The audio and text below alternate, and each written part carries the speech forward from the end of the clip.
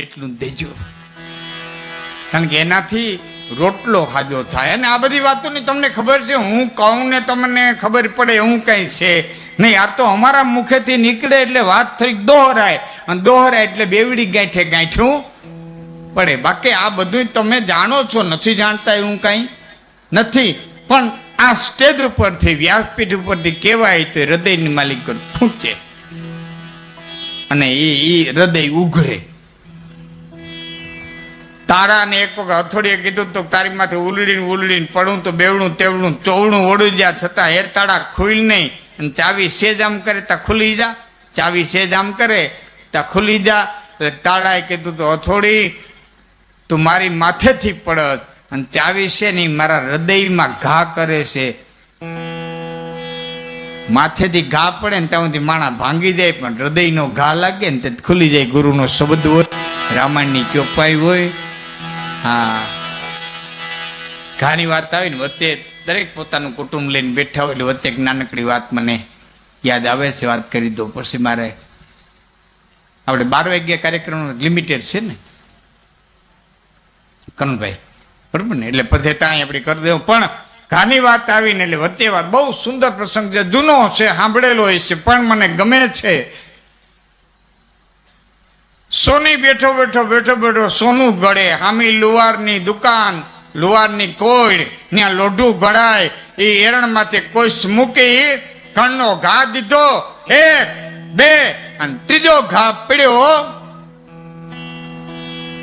કોઈસના મોઢામાંથી કણી છટકી અને સીધી હોનીની દુકાનમાં ગઈ. સોનું ગળાતું તું, ત્યાં જઈને લોખંડની કણી પડી. એટલે સોનાએ લોખંડની કણીને એટલું કીધું કે બસ મૂર્ખી, ત્રીજો ઘા પીડ્યો તો ભાગી આવી. ત્રીજો ઘા પીડ્યો તો ભાગી આવી. આ હોની મારી માથે બેઠો હવારનો ઘા કરે, માથામાંથી કટકીએ ખરી. અને તે લોઢાની કણીએ કીધું તું કે તું નો ભાગ, મારે ભાગવું પડે. કે કેમ? કે તું હોનું છો, એ ઠેરણ પડે એ લોઢાની છે. તારી મત ઘા પડે ઘણના, એ લોઢાના છે. તને બાય પારકા મારે છે. હોનાને કે તને પારકા મારે છે. હું લોઢું છું, વેરણે લોઢું છે, અને હાંસી લોઢું છે, માથે ધડાધડી ઘણ પડે ને એ લોઢું છે. મને મારે છે, પારકા મારે ત્યાં ઘા સહન થાય, પણ પોતાના મારે ને તેથી ભાગવું પડે. પોતાનાનો ઘા બહુ લાગે, પોતાનાનો ઘા બહુ લાગે. હા, અને એ જેથી દ્વારકાની માલિકર સભા ભરાણી છે ને ઉગ્રસેને ઉભા થઈ અને કૃષ્ણને એમ કીધું છે કે મણી તે ચોર્યો, હે કૃષ્ણ મણી તે ચોર્યો? ના, મેં મણી નથી ચોર્યો. કે તો મણીના ચોરને ગોતી આવી, અને જ્યાં સુધી મણીના ચોરને ન ગોત ત્યાં સુધી નાયત બારો.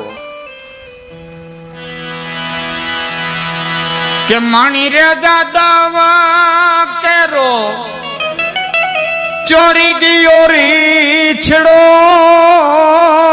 રે, એજી તારી નાયતે રે મૂકો તો તુને નાયત બારો રે. કલંક કુડા એ નાખિયા રે. દુઃખ એ લોક કરતા ને યુવાન મિત્રોને કદાચ ને ખ્યાલ હશે ન હોય તો કહું, આ અખિલ ભારતીય આર્ય સમાજ બહેનો એના પાયાના મુહૂર્તના ફાળાના બોલ હમીરભાઈ ગોજિયાને ત્યાં સપ્તાહની અંદર લાંબા હું બોલ્યો હતો ને. એ વખતે 6 કરોડ ને 45 લાખ બોલ્યો તો, ભૂલતો ન હતો. મહાનુભાવો તેથી ખૂબ હતા બધા, આજે સમાજમાં બેહી અને હું બોલું છું એટલે એક નાનકડી વાત મારે તમને કેવી છે. સમાજે સમાજની વાત છે. આ તમારો સમાજ જે નવો બન્યો છે એ જ જૂનો તમારો સમાજ, જૂની વાળી જીવનનાથ જ્યાં બેહે છે, ભૂલતો જીવનનાથ જે નામ છે ને, જીવનનાથથી જ્યાં બેહે છે એ સમાજ તમે ગયા હશો ને બધા, અને કદાચ ને ન જોયું હોય તો જાઓ એ અંદર જેવા તમે પ્રવેશ કરો એવી ડાબી સાઈડની માલિકોર એક રાધા કૃષ્ણનું મંદિર છે. બાપુ ગોવિંદ બાપુને ખાસ કહું, રાધા કૃષ્ણનું મંદિર છે. એ રાધા કૃષ્ણનું મંદિર ઊંડા હેઠ નામના અડીખમા હીરે બનાવેલું. એ સમયમાં દ્વારકાનાથને ધજા ચડાવી, બ્રાહ્મણોની 84 કરી અને તમારા જૂના સમાજમાં રાધા કૃષ્ણનું મંદિર બનાવ્યું. અને એ પછી પોતાના ઘરે આવ્યા, દાયરો બેઠો તો ચારણ બારોટ સાધુ આવે ને ખૂબ માન પાન ખૂબ આપે. અને એમાં એક માણા એક દી ત્રાહું બોલ્યો કે પૂંજા હેઠ તો વાવેતર તો ઘણું કરો પણ ખારા પાઠમાં કરસ.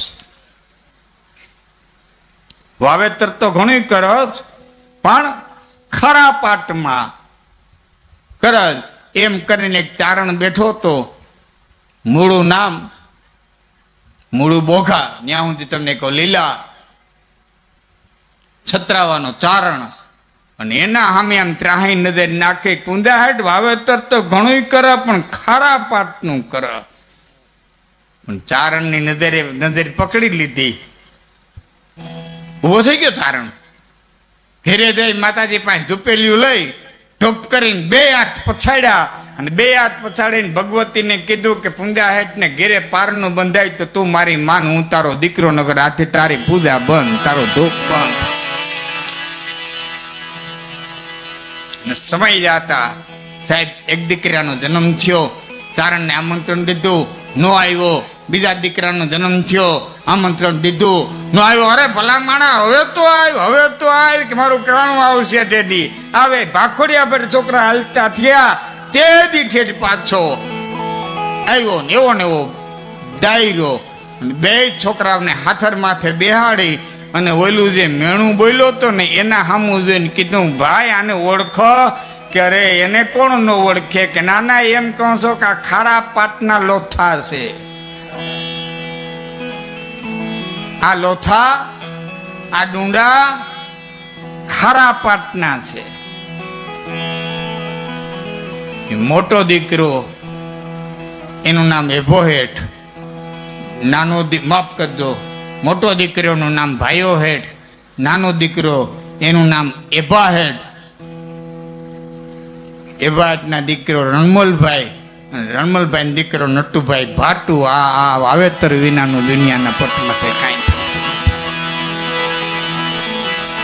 502 દીકરીના લગ્ન મામા સુરત કર્યા. આ વાવેતર આવેલું આવવું જોઈએ. તમારે ક્યાં વાડી છેટી છે? કાલે વાર આટો મારી આવતો ને જોઈ આવતો ને, ત્યાં બોર્ડ હોતે મેળવ્યો છે પૂંજા હેઠનો, તકતી મારેલી છે. નરેશભાઈ તને તમે સંભાળતા હતા, લે અટાણ છે દેખાડું. ભાઈ રમેશભાઈ ચાવડા સાહેબ ક્યાં ગયા છે ને? હા હારી ઘડી સંભાળ, મારું ધ્યાને અટાણે પડ્યું. બોલો, ભગવાને મને કંઈક આહિરારે લેણા દેવી દીધી છે. નાના યુવાનોથી માંડીને એટલા વડીલો સુધીને બધાય ગામના મને ઓળખતા, હું ગામના ને ઓળખતો. હા, એવી કંઈક લેણા દેવી છે. અને એ કુદરતી બધી લેણા દેવી જે કાંઈ છે. પણ કૃષ્ણ તું કાયમી કહેજે અને દેજે રંકને દાન. ઈશ્વરે તને આપ્યું હોય તો એને આપતો જાય. વિદ્યાદાન જેટલું દેવાય.